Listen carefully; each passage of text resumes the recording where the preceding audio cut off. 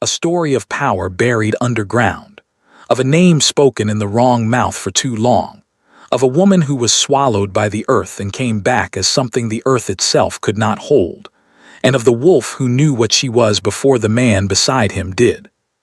The night they buried Maris Aldenvorn alive, the blood moon was already climbing. It hung above the forest like a wound that refused to close, deep red, swollen, casting the kind of light that makes shadows look like they have weight. The men who carried her to the grave did not look up at it. Men doing terrible things rarely look at the sky. The sky has a way of making terrible things feel small, and these men needed to feel large enough to finish what they had started. There was no ceremony, no torch, no word spoken over her. Only the creak of a wooden cart, the soft rhythm of boots on old forest soil, the thud of earth landing on wood, and then silence, the specific silence of a forest that has decided to wait and see what happens next. She was 22 years old. She had done nothing wrong. That is the part the kingdom of Ethermark would spend years trying to bury alongside her. But to understand what came out of that grave at dawn, you must first understand what was put into it. And to understand that, you must go back to the beginning, to a storm, to a child born inside it, to the moment a very old midwife stepped back 2 full paces and pressed her hand flat against her own sternum and could not afterwards explain why. Maris came into the world during a storm that bent century-old trees sideways and drove the livestock into corners. Her mother, Kaline Aldenvorn, gripped the iron headboard of her birthing bed and made no sound at all, which frightened the attendants more than screaming would have. The child arrived at the exact moment the storm broke, and when she drew her first breath and opened her eyes, everyone in the room felt it before they saw it. A pressure in the chest, low and resonant like a note struck on an instrument buried very deep. The child's eyes were amber, not the soft, unfocused gray blue of a newborn.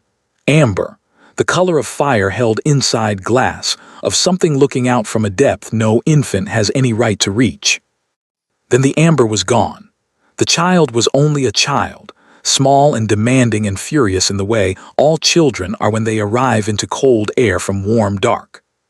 The midwife did not speak of what she had seen, not that night, not ever.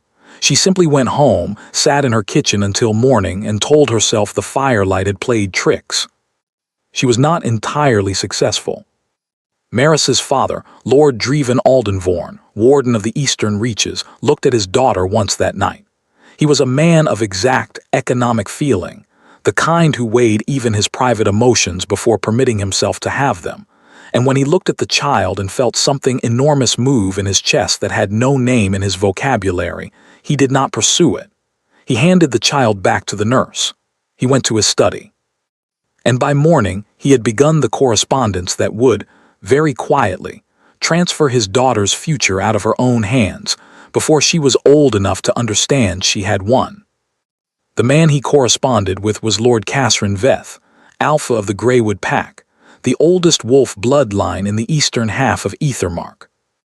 What Kasrin Veth wanted with an Aldenvorn child was not written in any letter.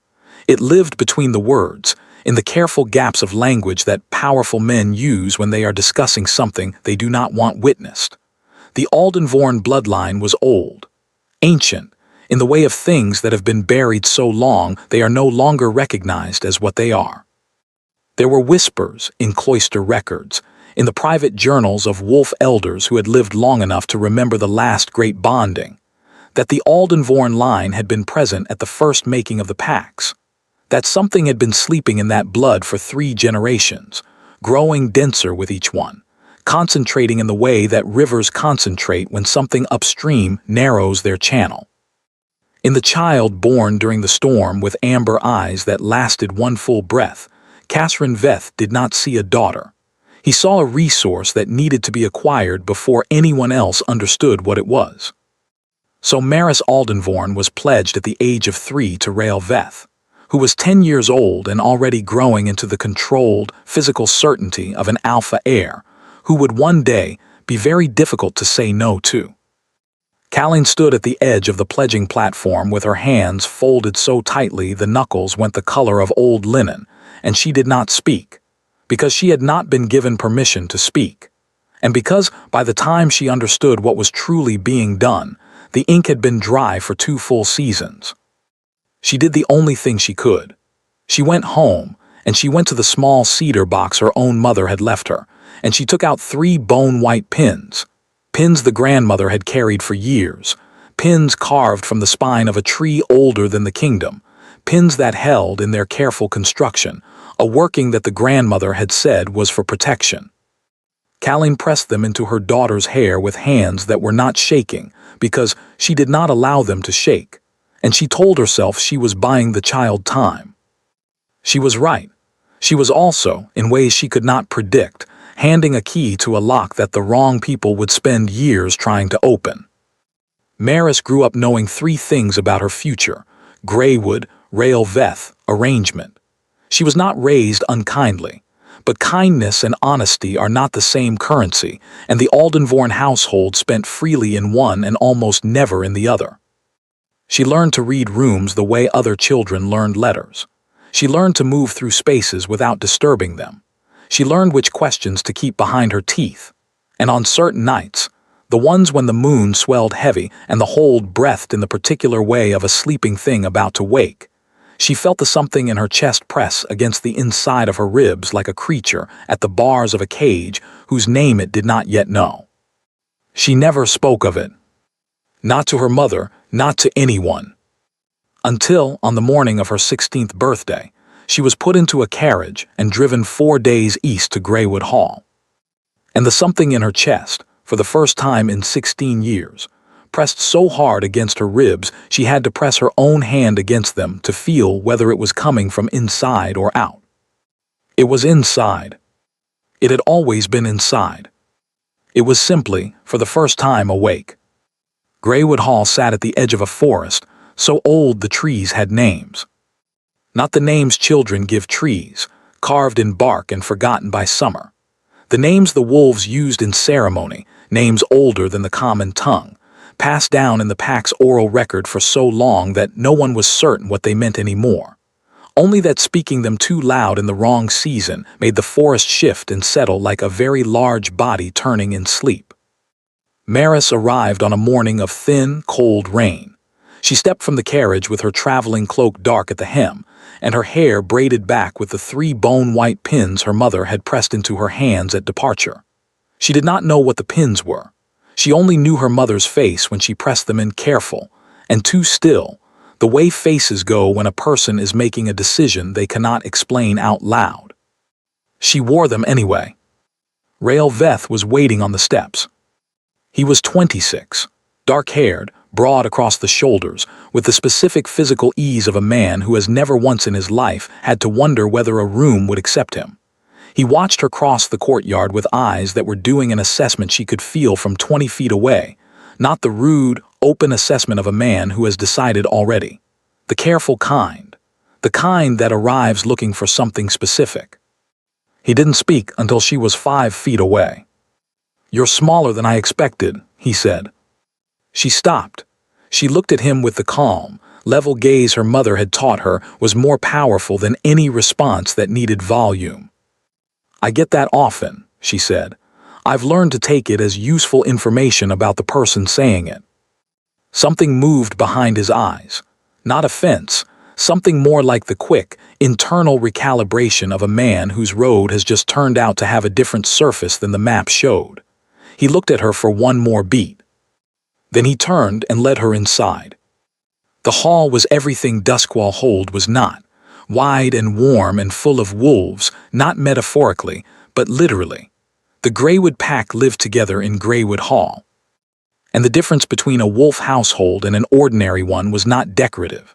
It was alive in the way people moved through the space, with the comfortable, unself-conscious physicality of creatures who understood hierarchy in their bones and therefore never needed to perform it. When 2 pack members passed in the corridor, the lower-ranked ones shifted their body automatically, a subtle lean away, a slight lowering of the chin. No thought, pure instinct. The way water finds its level. They all looked at Maris when she entered.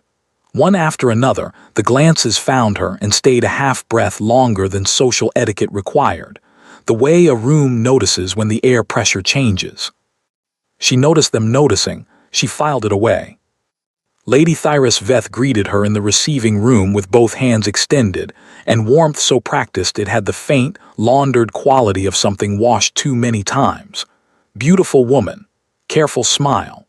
Eyes doing the same assessment Rails had done, but with less honesty about it, the kind that disguises itself as warmth. Maris Aldenvorn, she said, we have been waiting for you. Waiting for what Maris thought, the girl or the bloodline. She smiled and said nothing, and let Lady Thyrus lead her away. Her room was on the 3rd floor, large enough to feel significant, not warm enough to feel welcome. The east window overlooked a garden that was beautiful in the spare, architectural way of things that have been designed to be looked at rather than used. She unpacked slowly. She thought about the way the pack had looked at her in the corridor, the way the air in the hall had the faint, electric quality of a room that knows something is happening and is paying attention to it. The first 3 days she was introduced. Pack inner circle, one at a time. Rail's brothers, Sorlin, 23, loud and easy, who greeted her with a genuine grin and a handshake that nearly ground her knuckles together, and Bryce, 20, quiet and sharp-eyed, who greeted her with a nod that meant more than most people's speeches. The pack's elder, Haveth, who was so old his wolf had quieted to a distant warmth behind his eyes, and who studied her with the particular attention of a man reading a document he has been expecting for a very long time. And Catherine Veth himself, who put both hands on her shoulders and smiled, and said welcome in the warm, considered tone of a man who has decided that being liked is a tool rather than a pleasure. She catalogued all of it.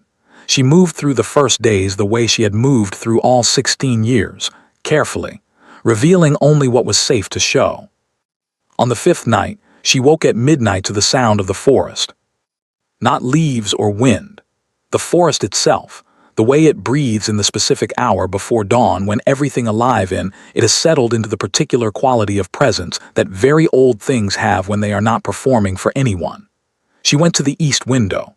The moon was 3 days from full, and the forest edge was silver dark, and the something in her chest was pressing so hard against her ribs she had to press her hand flat against her sternum and breathe. You feel it. She turned. Rail was in the doorway. He had not knocked.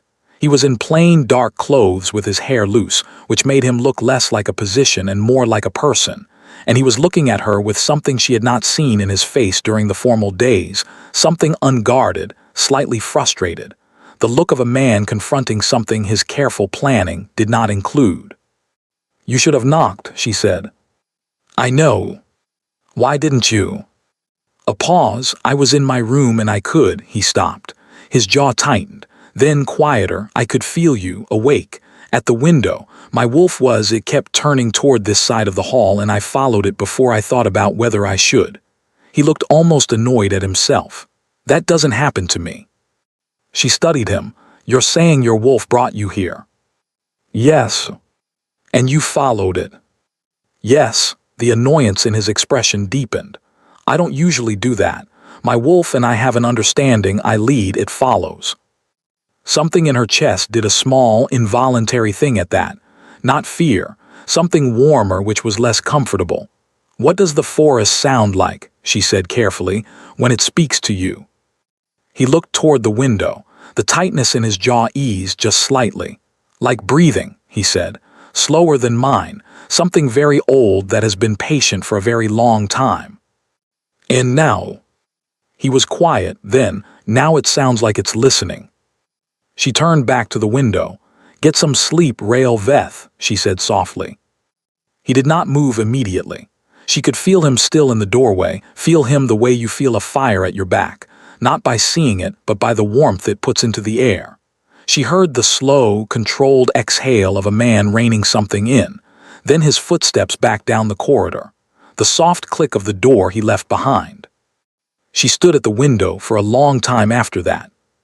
She pressed her hand to the glass. The glass was cold. Below her palm, the stone sill was warm, warmer than it should have been, warmer than the night air explained.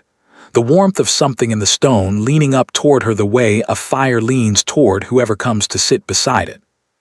She thought about a man whose wolf had walked him down a corridor in the middle of the night against his own judgment, to stand in the doorway of a woman he barely knew. She told herself to be careful. She was right, too. She simply underestimated, at 16, how difficult careful becomes when something in your chest has already made a decision you haven't caught up to yet. Haveth came to her on the 9th day. He came at first light, when the hall was still in the breathing quiet of early morning, and he sat across from her at the long kitchen table with a cup of bitter herb tea, and the unhurried manner of a man who has decided he is done waiting. "You dream," he said, "no greeting, no preamble." She looked at him. "Not a question," he said, "a specific dream, the same image for years, you don't know what it means, you've stopped trying to name it." She set her cup down. "Your bloodline," Haveth said, in the deliberate way of someone choosing the order of information carefully, "has not been in the world in its full form for 3 generations. Your grandfather carried it dormant. Your father carries it thinner still. The line has been diluting, the way rivers dilute when the source is blocked." He paused. "In you, it is not diluting." "What is it?" she said. He wrapped his hands around his cup. "There are lines in Ethermark that were present at the first binding, when the wolf was not chosen but given, poured into certain bloodlines by something older than kings and councils, and the names we have for things we don't fully understand." He looked at her directly. "Your bloodline is one of those lines. The Aldenvorn name is in the oldest pack records as one of the 3 original binding families." She held very still, and this family knew. "Catherine knew before your pledge was signed." "Does Rael know?" Haveth considered the question the way he considered everything fully, without rushing it. "Rael knows you are significant," he said at last. "He does not know why. What he does know," a pause. "His wolf knows more than he does. That has been true since you arrived." "What does his wolf know?" Haveth looked at her with the expression of a man who has one truth left to give and is deciding whether the recipient can hold it yet. "That you outrank him," he said. "Not in the human sense, in the oldest sense, the one that has nothing to do with titles or packs or arrangements." He paused. "His wolf has known it since the hour you arrived. Rael has been fighting it because he does not yet have the language for something his instinct recognized before his mind did." She sat with that for a moment. "Why are you telling me this?" she said. "Because," Haveth said, setting each word down like a stone in a wall, "I have served 4 alphas and I have learned to recognize when a house is building something it should not build. And the only person who can stop it is almost always the person at the center of it who has not yet been told they are the center." He rose. He left his tea untouched. He walked to the door. Then he stopped. "The bone pins in your hair," he said, without turning. "Don't take them out. Not until you understand what they are holding and what happens to a room when what they're holding is released." And he left. That afternoon, she found Rael in the east courtyard. He was drilling fighting forms alone, slowly, the way a man drills when he is not training for speed but for memory, working movements into the body, so deep they stop being thought and become reflex. His shirt was dark with sweat. He had not heard her approach, which told her he was distracted. A wolf of his rank should have heard her on the stones from 30 feet away. She sat on the low wall. She watched him. After a while he stopped and turned, and she saw the moment he registered her presence.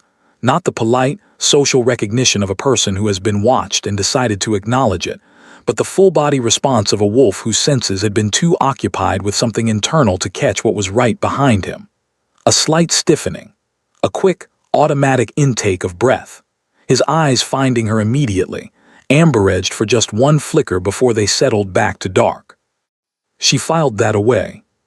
"Your father pledged me to you because of my bloodline," she said. "Not because of politics, because of what I carry." He was still. "Did you know?" she said. A long pause. He looked away for just a moment, and she had learned in 9 days of close observation that Rael Veth only looked away when something was true that he wished were not. "I knew you were important to my father's plans," he said. "I didn't know the full reason." But your wolf knew. His jaw tightened. My wolf, he said very quietly, has been difficult since the morning you arrived, and I have not yet decided what to do about that. She stood. She smoothed her dress and looked at him across the courtyard with the clear, unbothered gaze of a woman who has decided to say the true thing plainly. Then I need you to understand something. Whatever I am, whatever my blood carries, it is mine. Not your father's, not yours, mine. And if you want anything real from me, it will be because you chose it, not because it was written for you. He looked at her for the full length of that. I know, he said. The thing that undid her was not that he said it. It was that he meant it. She could hear it in the particular quality of silence that follows a true thing rather than a convenient one. She had become, over 16 years of careful observation, very good at telling those apart. She nodded once. She walked back into the hall. That night she lay in her too-large room and pressed her hands flat on the bed covers and felt the something in her chest settle into a new shape. Not the pressing urgency of the moon's call. A quieter, more complicated warmth, the kind that takes up residence in the chest of a person who has, against their better judgment, started caring about the outcome of something they were told was not their choice. She pressed the heel of her hand against her sternum and told herself to be careful. Outside her window, the forest breathed. Somewhere on the other side of the hall, she was almost certain, a dark wolf was packing. 6 months. 6 months of evening libraries and morning courtyards, of conversations that started formal and ended something else entirely, of Rael appearing in doorways at odd hours and then appearing in her own thoughts at odder hours, which was less convenient. He came to the library most evenings, not the formal visits, the ones where Catherine's schedule required them to sit in the receiving room under the mild surveillance of passing servants. Those were performances. The library was not. In the library, he asked her things no one else at Greywood had thought to ask. What she had read, what she thought about it, what she found when she read between the recorded lines of pack history. The histories have been edited, she told him one evening, 3 months in, without looking up from the text she was studying. Old removals, but gaps leave marks the same way scars leave marks. You can see the shape of what was there even after it's gone. He looked up. Across the table, the lamp between them put shadows under his jaw and light in his eyes, and the amber in them was more visible in firelight than in daylight. She had learned this. She had also learned not to think about it too directly. What do you think was removed? He said. Information about certain bloodlines, she said. She let the sentence sit between them open. He was quiet for a moment. Then he said, Maris, there are things my father. I know, she said. You know what specifically? I know that I was chosen for what I carry. I know that whatever I carry has been taken out of your written history. I know that Haveth is frightened of your father. She looked at him over the lamp. And I know that you are not your father. He held very still. And then, slowly, he reached across the table and pushed the lamp slightly to the side, so there was nothing between them and the light fell equally, and he said, What do you see when you look at your own wolf? The question surprised her. No one had ever asked her about it that way, as though her wolf was something she could see, as though it had a form she had been living alongside. I don't know yet, she said honestly. I know it's there, I've always known. It presses against the inside of my ribs on full moon nights like something that wants, she paused. Not out exactly. It doesn't want out, it wants to be recognized. It wants me to stop pretending it isn't there. He nodded slowly. And do you still pretend? Every day, she said. He was quiet, then. Mine used to be patient with me. When I was younger, it followed my lead. He looked at his own hands on the table. It's not patient anymore. Since when? He glanced up.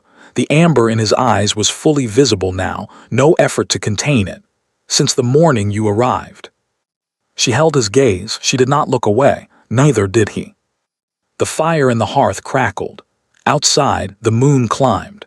And somewhere in the old forest at the edge of the property, something moved through the named trees without hurry. She did not reach across the table. He did not either. But the space between them had changed. The way the air in a room changes when a window is opened in winter, sharp and clean, and carrying with it the awareness that the outside is right there, and is colder than you prepared for. She went to bed that night with warm hands and a warm chest, and a very firm private conversation with herself about what was, and was not a sensible thing to feel about a man whose father had purchased her bloodline, and had plans for it she had not yet fully mapped. The conversation did not go as well as she had hoped. 4 months after the library evening, she heard the thing she was not meant to hear. She had been looking for Haveth when she passed the study door not fully closed, which was unusual. Catherine's voice first, then another voice, low and measured, that she did not recognize, and her name, which stopped her. She stood in the shadow of the passage. "Her wolf is waking," Catherine said. "I can smell it on her. It's been climbing for weeks. The fire in her scent, it's different now, heavier, like something building pressure underground." A pause. "The bonding must happen before she shifts fully. Once she shifts, we lose the ability to direct where the power flows." "And the pins are still holding," the second voice said. "Yes, but not for much longer. Suppression only works against something that doesn't know it's being suppressed. She's starting to feel the edges of it. I've watched her at the moon windows." He paused. "When she finally shifts, the first full shift of a bloodline like hers will send a signal across every wolf in range. Every pack within 100 miles will feel it. And the wolf she has bonded to becomes her anchor, which means the power concentrates through him, and through whoever stands above him." "You?" "Yes." Maris stood in the passage and understood, with the perfect clarity of a woman hearing her own life read aloud without her permission, exactly what she was.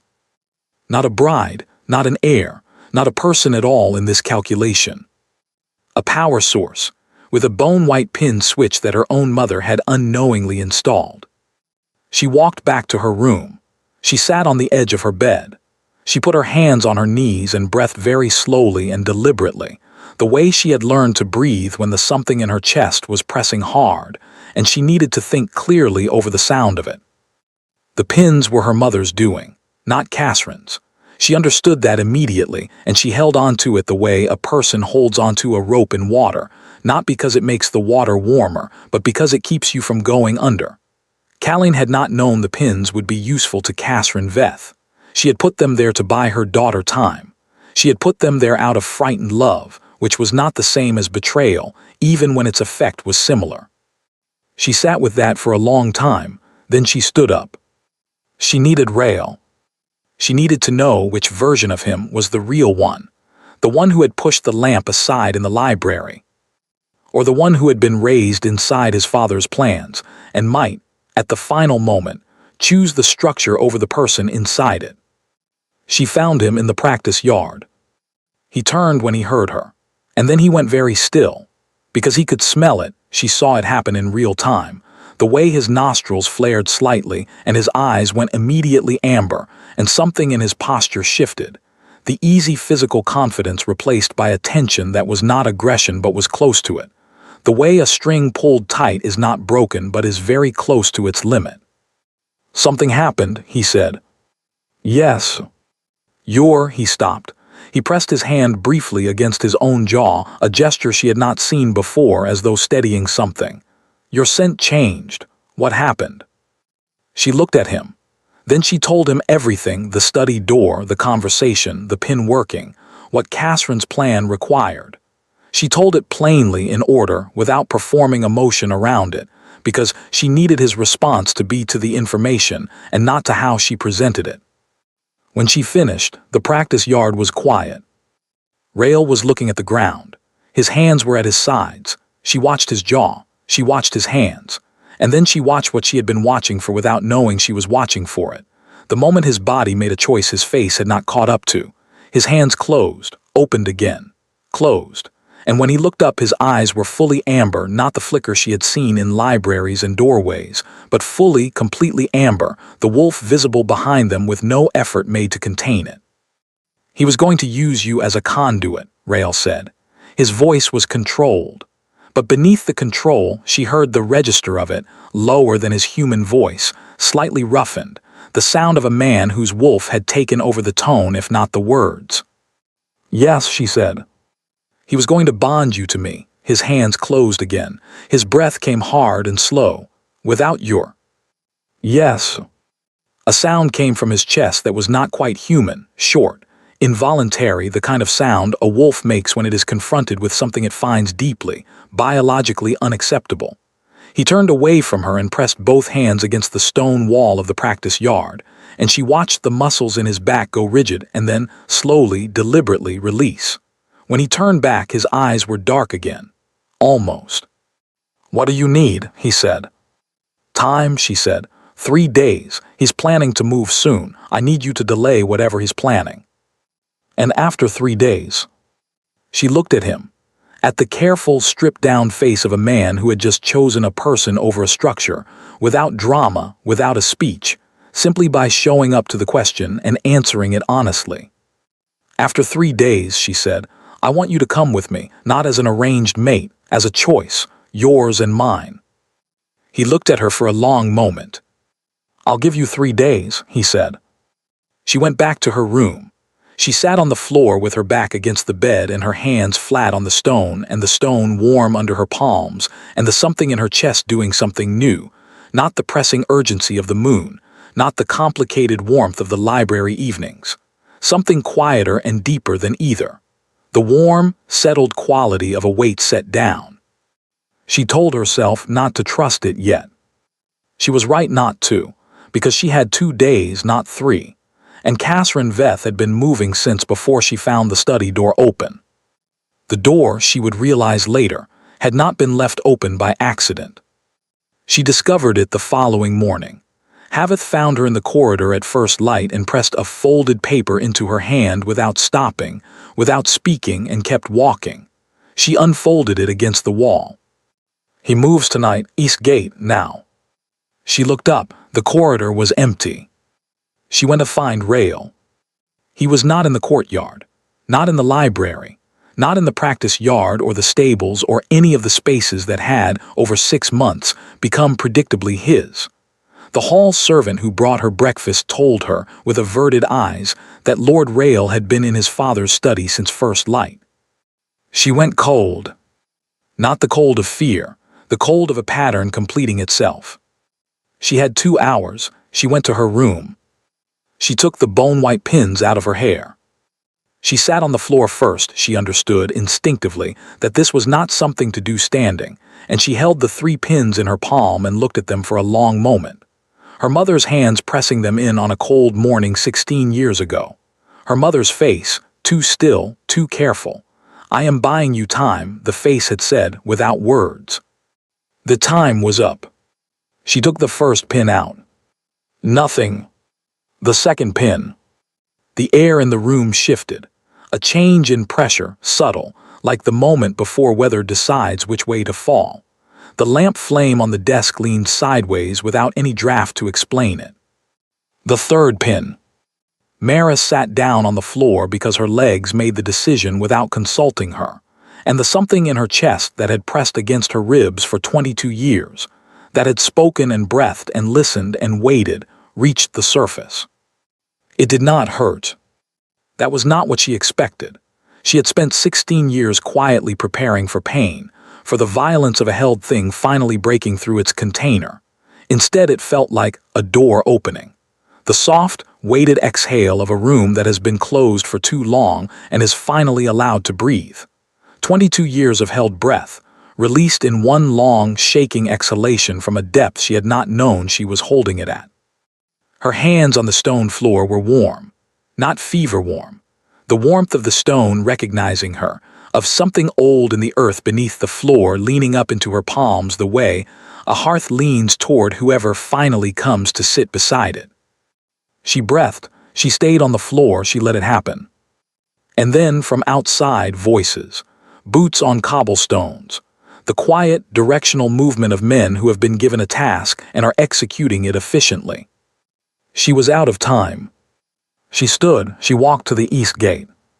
4 of Catherine Veth's men were already there, and Catherine himself, standing behind them with the formal, resolved face of a man who has prepared justifications for what he is about to do and has decided they are sufficient. "Maris," he said, in the patient tone of a man explaining a small misunderstanding, "come back to the hall." "No," she said. "Your future is mine," she said. He nodded once to the man on his left. She fought. She fought the way a person fights when the thing in their chest has been awake for 20 minutes and they do not yet know how to use it, but they know they are done being held, with her hands and her voice and her body, and every piece of the something she could reach. One man's face would show the mark of her elbow for a week. Another man spent the next 3 days nursing a wrist she had twisted at an angle it did not prefer. But there were 4 of them, and Catherine had planned for resistance the way he planned for everything, with a contingency. They put her in a cart. They drove her into the old forest, to the part where the named trees grew in silence so heavy it felt like something listening. And when they stopped, they dug, and she said nothing because she was saving her air and thinking, and the blood moon was rising and filling the forest with light the color of a wound. They put her in the ground. She heard the earth come down and she pressed her hands flat against the wood of the box they had put her in and she breathed. 3 breaths. 6. The air was going thin and she breathed anyway, because the something in her chest was not finished and the floor of the box was warm beneath her palms, warm and listening and very, very patient. She closed her eyes. She stopped thinking in the language of the hall. She went down. She did not die. The earth in that part of the forest, the old part, the part with the named trees, had been there since before the kingdom, since before the pacts, since before the first binding, which meant it had been there when the first binding happened, when the wolf was poured into certain bloodlines by something so old it did not have a name anymore.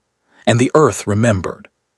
She felt it around her, not the weight of it, not the crushing, suffocating pressure that should have been the only sensory reality of a sealed box underground. She felt the warmth, the same warmth that had come up through the stone floors of Greywood Hall on full moon nights, the same warmth her mother's hearth had on winter evenings. The warmth of something enormous that had been patiently keeping this particular piece of ground, ready for exactly this moment for longer than any person had been alive to keep track of. She put her hands flat against the soil, pressing in on all sides. She breathed, and she let go. Let go of the language of halls and arrangements and 16 years of learning to be small. Let go of careful and quiet, and the managed distance she had kept between herself and the thing in her chest that she had always known was there and never been allowed to name. Let it all fall the way autumn leaves fall when the branch finally releases them, not in collapse, not in defeat, but in the natural, inevitable motion of a thing done holding on. The wolf came forward. Not in a rush, in a tide, the way a tide comes, not sudden but unstoppable, gathering weight from fathoms deep and arriving with the full authority of everything that was behind it. She felt it move through her from her hands first, the warmth spreading up her arms and into her chest, and her bones did not break, they remembered. A shape the body had always been built for, finally being allowed to inhabit it. The first sensation was hearing. It hit like a wave breaking and she nearly lost the breathing. The sound of every living thing in the forest above her, the heartbeats of small creatures in burrows, the movement of sap in the old trees, the footsteps of Catherine's men 300 yards away, still audible, the creak of their boots and the rhythm of their breathing and the nervous quickness of their pulses. She heard all of it simultaneously, layered and clear, like music heard properly for the first time after years of hearing it through a wall. Then scent. Her mind did not have categories for what she was smelling. Rain coming from the northeast, still 4 hours away, carrying with it the particular cold of high altitude. The old forest's specific underground smell, wet stone and ancient root rot, and something beneath both of those that was neither, something that had no name in the common tongue, and that her wolf recognized immediately as home. Catherine's men, fierce sweat above their practiced calm, the sour, electric smell of men doing something their bodies know is wrong even when their minds have agreed to it. And beneath all of that, a specific dark scent, distant but clear, moving fast through the forest from the direction of the hall. She knew that scent. She had been learning it, without knowing she was learning it, for 6 months in libraries and courtyards and doorways at midnight. She did not have time to be surprised. She shifted. The box became impossible. Not slowly, the wolf did not fit inside the box, and the box understood this, and the earth understood this, and neither of them attempted to argue with it. She came through the soil not scrambling, not clawing desperately upward, but rising the way a tide rises steadily, with the absolute patience of something that does not believe in obstacles, only in inevitability. She came out of the earth at dawn. The grave soil broke apart and fell away from her coat, and she put 4 paws on the forest floor. She shook the earth from her fur. She lifted her head. She was a silver wolf, not gray, not white. Silver, the precise color of deep water that holds moonlight differently than ordinary water, the color of something that has been in the dark for a long time and has come back carrying the dark's particular quality of clarity. And she was not a small wolf. She was not an ordinary wolf. She was the kind of wolf that the named trees lean toward, very slightly, the way old things acknowledge the arrival of other old things. She stood in the forest. She breathed. She let the morning air move over her, the rain smell from the northeast, the old earth, the waking birds, the retreating dark. And then she opened her mouth and she howled. The sound went out from her through the named trees and into the old forest and beyond it, moving through the ground as much as through the air, carrying not sound exactly but frequency. The oldest frequency of the wolf bloodline, the one that travels through bone rather than ear, the one that has only one message. I am here, I have always been here, and I am done. In Greywood Hall, 3 miles east, every wolf in the pack woke at the same moment. Not gradually, all at once, like a single candle lit in a room that has been dark so long the darkness had become comfortable, and now the light arrives and it is total, and it leaves nowhere to hide. Pack members sat up in beds and stood from chairs and came to windows without knowing why, drawn by something below conscious thought, something in the marrow. Sorlin Veth dropped a breakfast cup. He did not notice. His eyes had gone full amber and he was already at the window. Bryce stood from his table and pressed his hands flat against the wall and breathed, and the breath came out shaking. The youngest pack members, 3 teenagers in the back hall, shifted without meaning to, the wolf coming forward in a wave of instinct, their human forms dissolving into animal ones before any of them had decided anything. Haveth, locked in the lower room, sat down on the floor of his cell and wept, not in grief, in relief, in the specific relief of a man who has been right about something for a very long time and finally has the proof of it. Catherine Veth was in his study. He stood so fast his chair fell over behind him. He stood at the window and gripped the frame, and his knuckles went white, and his face went through several things in quick succession: recognition, calculation, and then something that was not quite fear but was very close to it. He had planned for power. He had planned for the shift happening in a controlled space with a controlled outcome. He had not planned for the shift happening in the ground he had put her in. He had not planned for this. And Rael. Rael had been in his room since they took her. Not locked in, his father was too careful for that, but surrounded, quietly and constantly, by presence. By the passive management of a man who understood his son well enough to know that direct containment would produce direct resistance, and so chose the slower, subtler kind. When the howl reached him, Rael's wolf did not wait for Rael. His eyes went amber. His hands went to the windowsill and his nails split into claws that scored the wood, and the shift came through him in one long, uncontrolled wave. The most uncontrolled shift he had experienced since he was 14 years old and still learning that the wolf and the man were supposed to work in the same direction. It was not painful. It was the release of 6 months of difficulty. 6 months of his wolf pulling constantly toward a silver-haired girl in a borrowed room 3 corridors away. 6 months of his human side applying careful management to something that did not want to be managed. He hit the courtyard at a run, already fully wolf. A dark wolf, nearly black, broad across the shoulders with the controlled power of a wolf who had spent 26 years training and had never once run toward something this fast or this certain. His father's men ran after him. 3 of them shifted at the gate. They were fast. He was not interested in them. He was running toward a howl that his wolf had been waiting its entire life to answer. And that kind of running has a quality that ordinary running does not. The absolute, uncomplicated clarity of a creature that has stopped negotiating with itself. The silver wolf and the dark wolf met in a clearing half a mile from the grave. She had been moving toward the hall, not running, walking, with the measured, unbothered pace of something that has stopped needing to perform speed because it has understood that it cannot be outrun.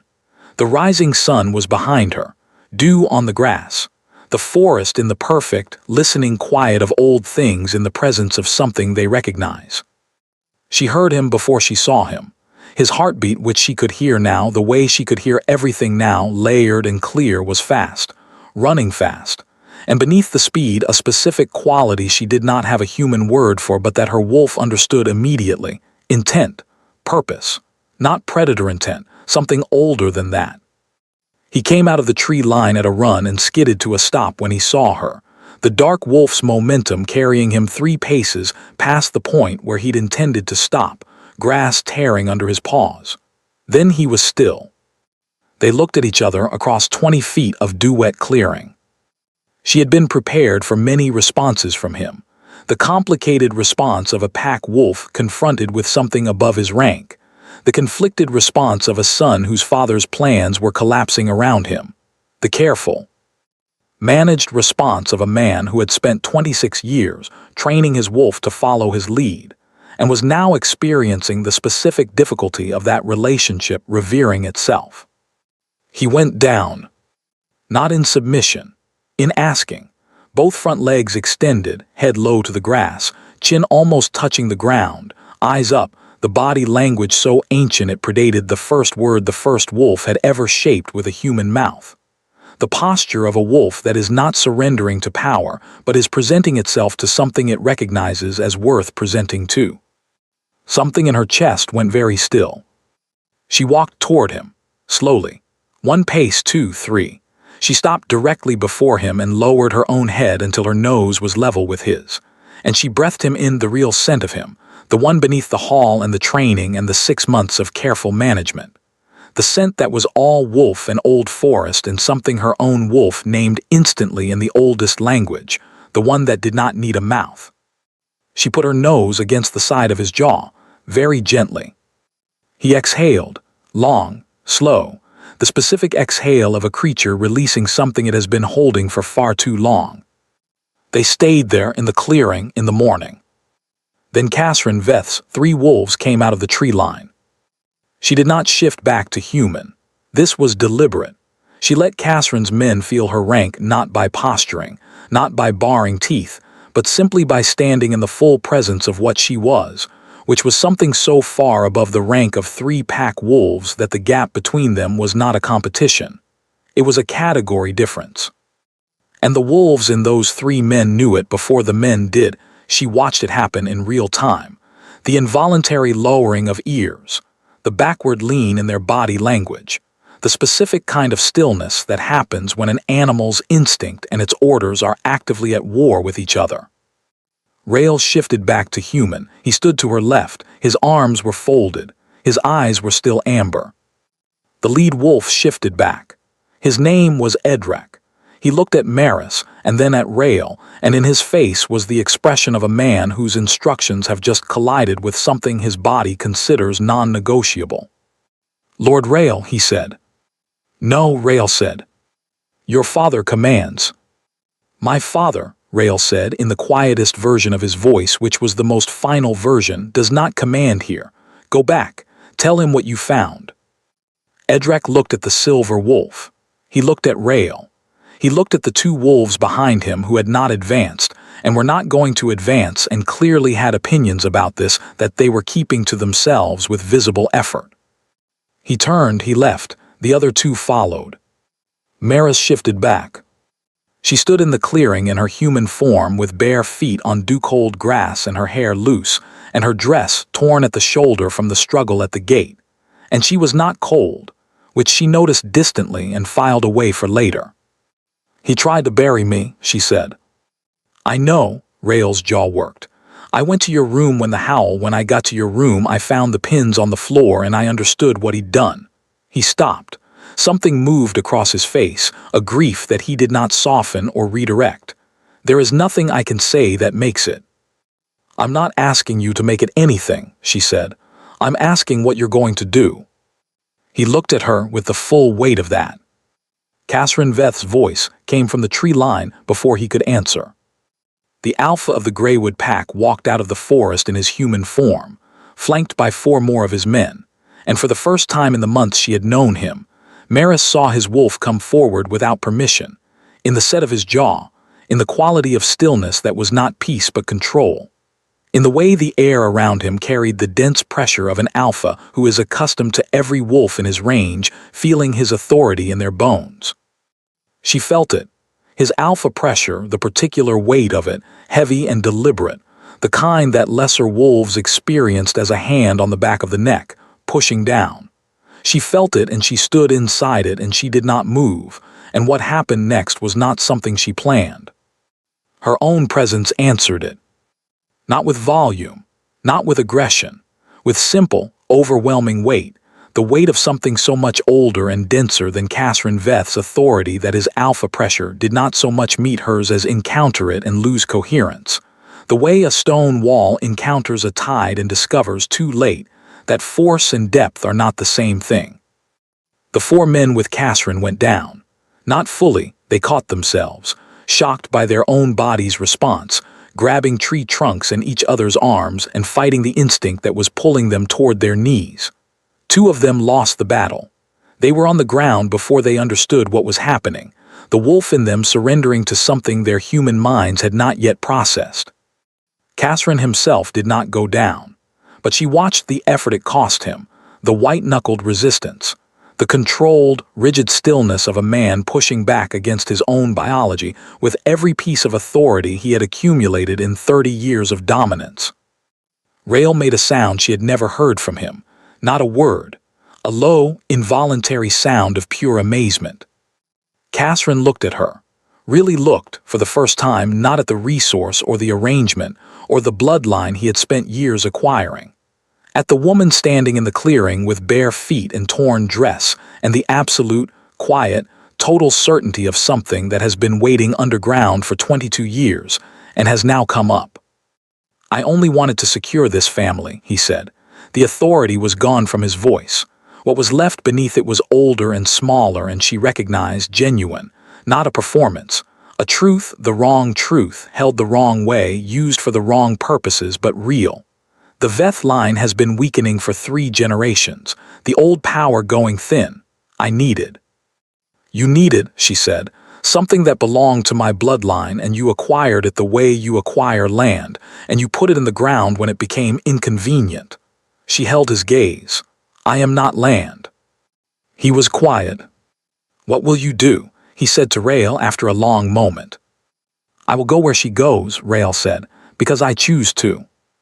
Catherine looked at his son, his heir, the young man he had been shaping since birth into the instrument his ambition required.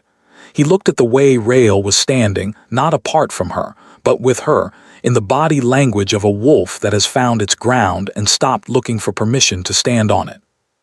The grief in his face was real. "Then go," he said quietly, "and take Haveth. He has been working for something other than my interests since before you were born, and he deserves better than to finish in my service." He paused. "And take these." He reached inside his coat and produced a folded document. He held it out. "The full Aldenvorn bloodline record, the version that was sealed. I've had it for 20 years. He looked at Maris directly. "It belongs to you." She took it. She did not thank him, but she held his gaze for one long moment, and what she gave him in that look was not forgiveness, not yet, but the honest acknowledgement that grief and guilt in the right measure are the beginning of something, even when they come too late to change what they're mourning. He turned, he walked back into the forest, his men followed him. The clearing was quiet. Rael looked at her. "Where do we go?" "To the High Council," she said. "What was done to me should not be done in the dark to anyone. It should be said in a room full of witnesses in plain language." She paused. "And then I want to go to my mother." "And after?" She looked at him, at the amber still present in his eyes, at the careful, honest face of a man who had run through a forest at dawn and put himself on the ground before her, not because she demanded it, but because his wolf had recognized what his human side was still finding the words for. "After," she said, "we choose, with our eyes open." He almost smiled, the full version, the one she had been watching for across 6 months of library evenings. Not quite yet. Close. "Let's get Haveth," he said. The High Council of Ethermark met in the capital city of Kethara, in a long pale stone building that smelled of old authority and candle wax. Maris walked into it on the 12th day of travel with road dust on her boots and Rail beside her and Haveth and Sorlin and Bryce behind her, and she walked in the way she had learned to walk through every room that expected to assess her, calmly, and with her full presence, and without performing anything. The council was 12, old mostly. Powerful in the way of people trusted with important things for so long they have stopped expecting to be surprised. They looked at the young woman in travel-worn clothes who met each of their gazes in sequence, and one or two of them shifted in their chairs, with the small discomfort of people discovering they are being assessed rather than doing the assessing. She spoke for nearly 2 hours. She did not perform emotion, and she did not strip it out. She spoke in the honest, clear voice of a woman giving information that matters, and she used the word buried without softening it, and looked directly at the 12 faces that needed to hear it, and she watched them lean forward. The collective lean of people whose comfortable posture of authority has just been disturbed by something true. She spoke about the bloodline, about the pins, about what the forest had held and what she had discovered in the earth and what she had done when she came out of it. She spoke about Haveth and Kayleen and the sealed Aldenvorn records Cassrin had handed her in the clearing. She spoke about Cassrin's plan, the bonding before the shift, the transfer of power, the 20 years of quiet acquisition that had preceded it. When she was finished, the council's elder, a woman named Varys, 80 years old, bright-eyed in the specific way of someone who has outlived so much that nothing surprises them, but some things still interest them enormously, leaned forward and said, "May I see you shift, child?" "That depends," Maris said. Varys' eyebrow rose. "On what?" "On whether this council wants to see me because I am a curiosity, or because I am a citizen whose rights were violated and whose account requires the full evidence." Around the table, something moved, not quite laughter, not quite admiration, something between the two that was more real than either. "As a citizen," Varys said. Maris nodded. She shifted. The silver wolf stood in the High Council's hall. She was considerably larger than the hall was designed to comfortably accommodate. The ceiling was 12 feet high. She did not need to duck, but the proportions of the room changed around her the way proportions change when something is placed inside a space it was not built for. She stood in perfect stillness, which was a deliberate kindness on her part, and she let the room feel her. It felt her. 2 of the 12 council members went involuntarily silent in a way that had nothing to do with courtesy. 3 of them pressed back slightly in their chairs without awareness of doing it, the body responding before the mind approved the response. One reached for the table's edge and held it. An elder Varys, who had not moved and who met the silver wolf's gaze directly, did something that surprised Maris even in wolf form. The old woman's eyes went wet. Not in fear, in recognition. The expression of a person seeing something they have spent a long time believing did not exist anymore and finding, unexpectedly, that they were wrong. Maris shifted back. Varys said to the room, "I believe we have grounds for an inquiry into the conduct of Lord Cassrin Veth." And then she said to Maris, "And I believe this council owes you an explanation about why the Aldenvorn bloodline records were sealed at council level 20 years ago, which we should have disclosed before a powerful man had the opportunity to use that silence against you." A pause. "I apologize for that." Maris looked at her, "I would like to hear the explanation," she said, "and then I would like it corrected." It took most of the afternoon.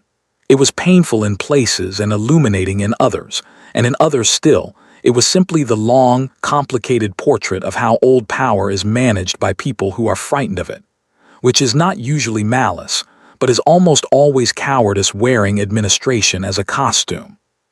By the end of the afternoon, she understood herself in ways she had not before, and she accepted that the sealing had been an error of caution rather than an act of malice, and she made clear that the difference did not eliminate the damage the error had caused. Varys accepted this, which was the beginning of something. That evening in the rooms the council had given them, Rael sat across a low table from Maris with 2 cups of tea. The fire burned low. Outside, the city of Cathara made the particular sound of a large place at night, constant, layered, indifferent. "Your mother's letter came," he said, and placed a folded paper on the table. She picked it up. Read it slowly, her lips moving slightly on the harder parts. When she reached the end, "I love you and all the versions of you there are," she folded it and held it for a long moment without speaking.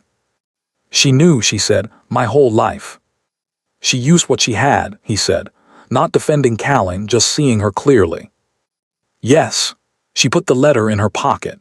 She looked at Rael across the table.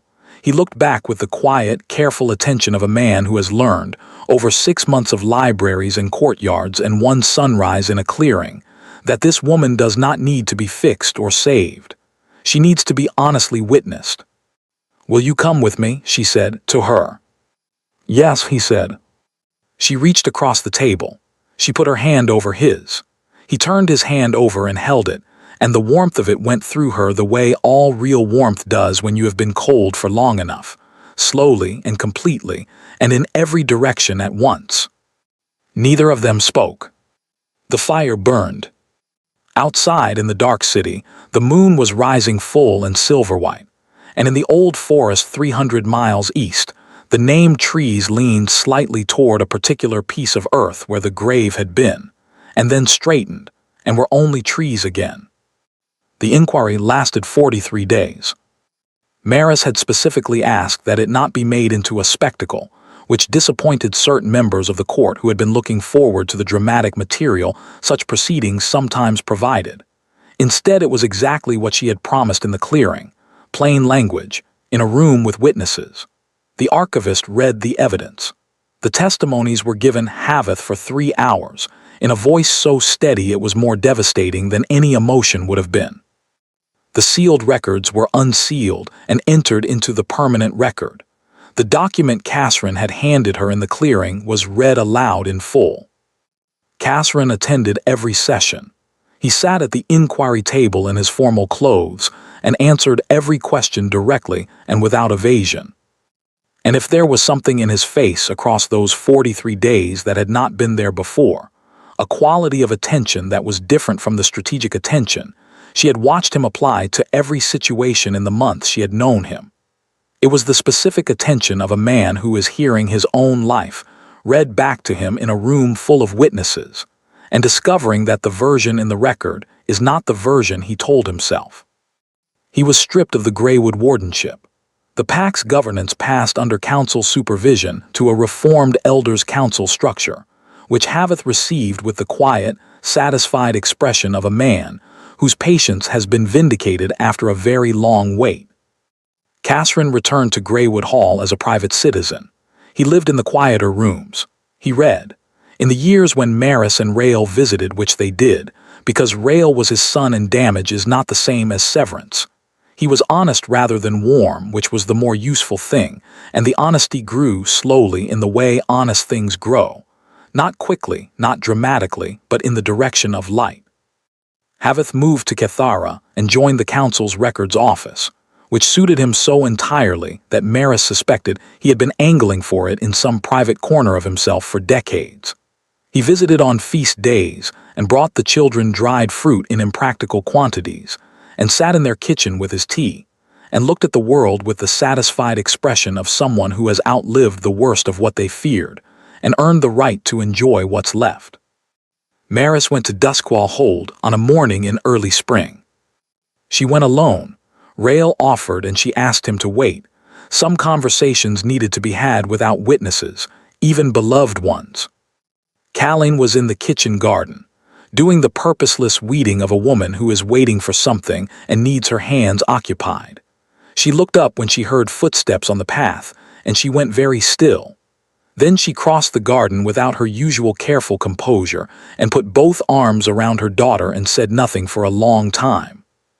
Maris held her back. The bone-white pins were in her pocket. She had carried them there since the clearing. She did not take them out yet. They were not ready for that conversation yet. She only held her mother in the spring garden and let the holding be its own complete thing. Later, over tea, Calling told her everything. The grandmother who had cracked a hearthstone on her first shift, the years of management that followed, Lord Dreven's fear and his correspondence with Catherine Veth, the pins, their origin, their working, the morning Calling had pressed them into the hair of a 3-year-old child who could not be told what they were. "I should have found another way," Calling said. "You didn't have another way," Maris said. "You had what you had, and it kept me alive long enough to understand what I was before someone used it against me." She paused. "The using against me happened anyway, but that was not yours." Calling looked at her, at the daughter who had come back from a grave and a borrowed hall and a capital inquiry, with the specific quality of someone who has been through the refining fire and come out not harder but clearer. The way metal clarifies in a forge, not destroyed but made more precisely itself. "Tell me about him," she said. The letter said complicated. Maris did. She took her time. She told it honestly, which meant slowly and in order, because the honest telling of a complicated thing is never a brief one. She told the library evenings and the midnight doorway and the courtyard, the lamp pushed aside, the clearing at dawn, the hand over hers on a table in a capital room. When she finished, Calling was quiet for a moment. "Is he honest?" she said. "More and more," Maris said.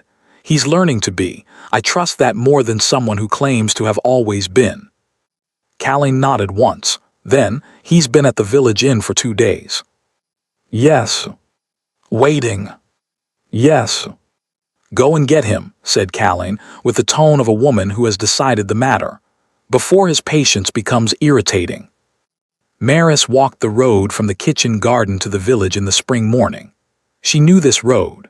She had walked it since she was 4 years old, to the lower market, to the village well, to the specific hollow in the old oak where she had once kept a jar of pressed flowers, and a list of questions she was not allowed to ask aloud.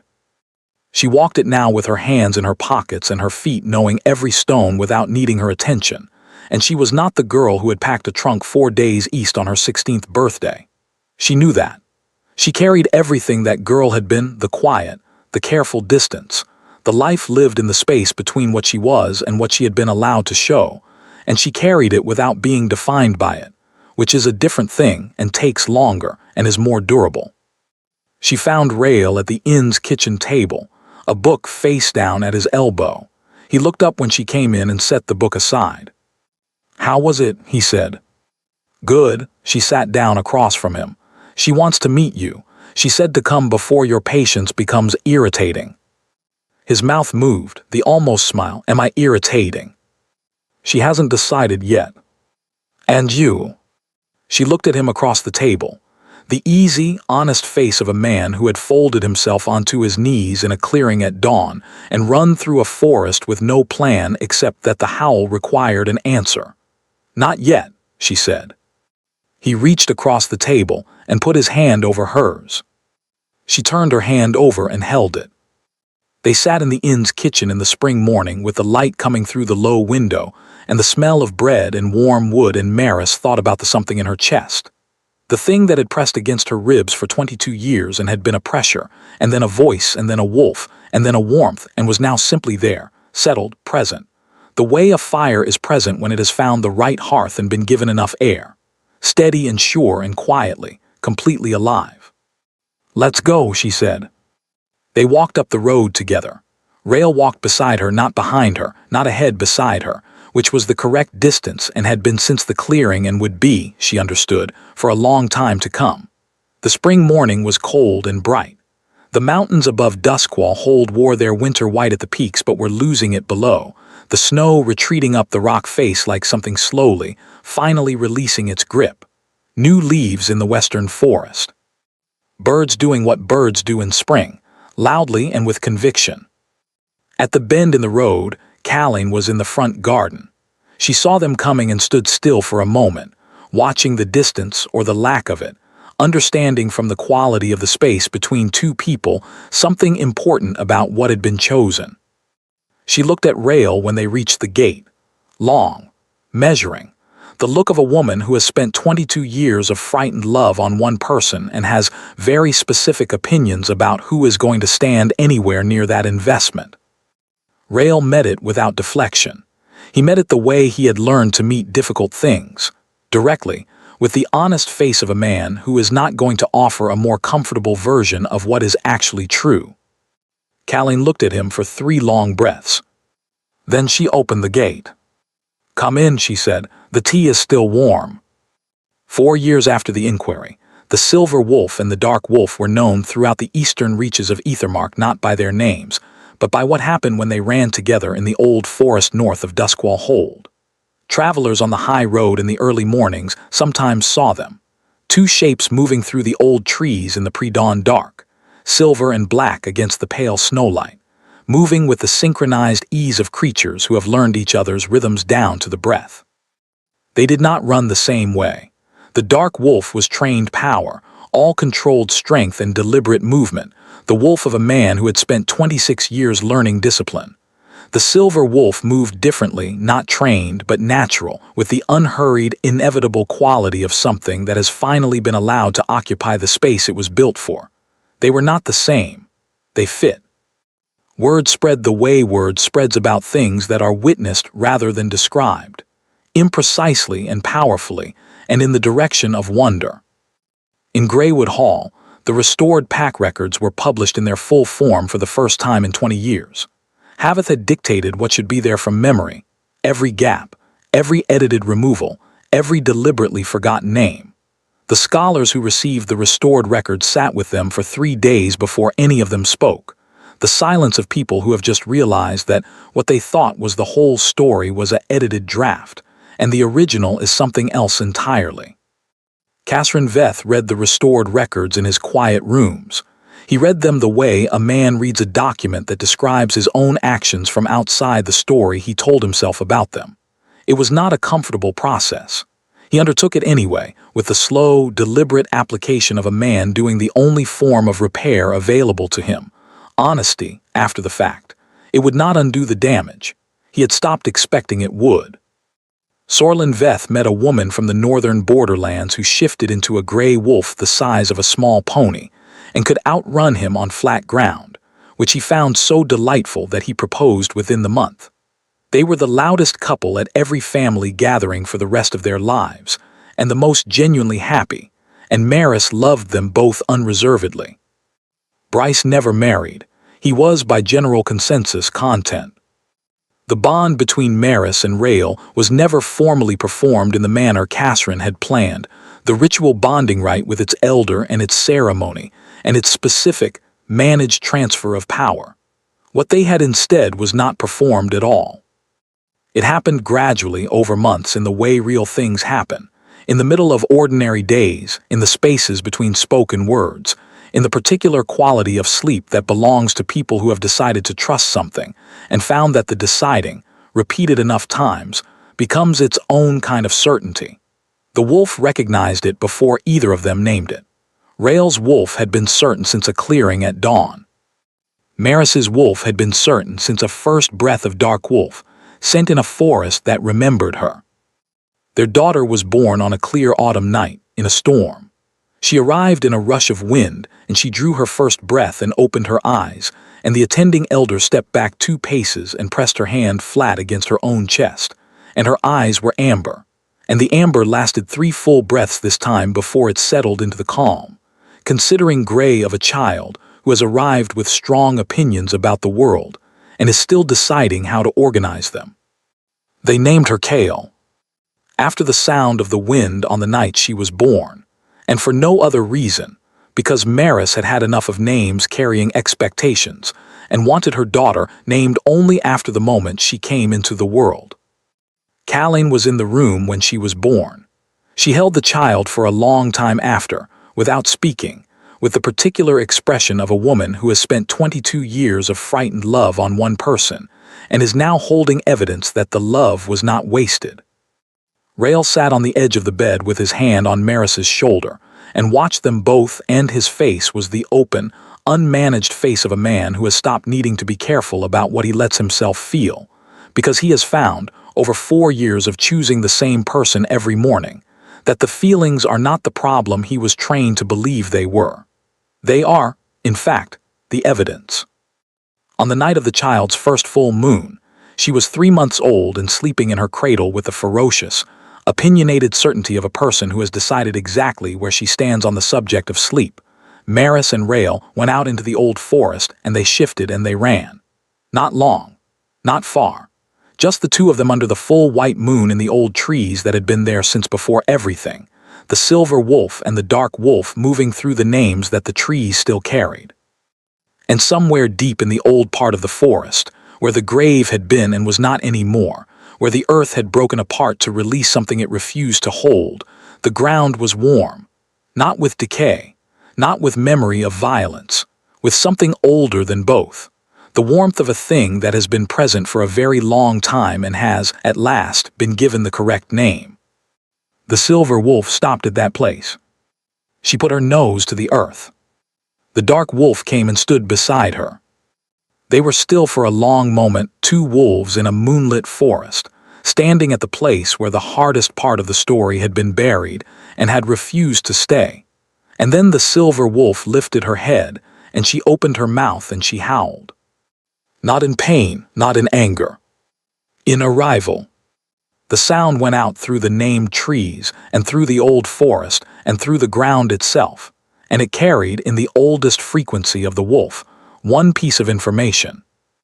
I am here, I have always been here.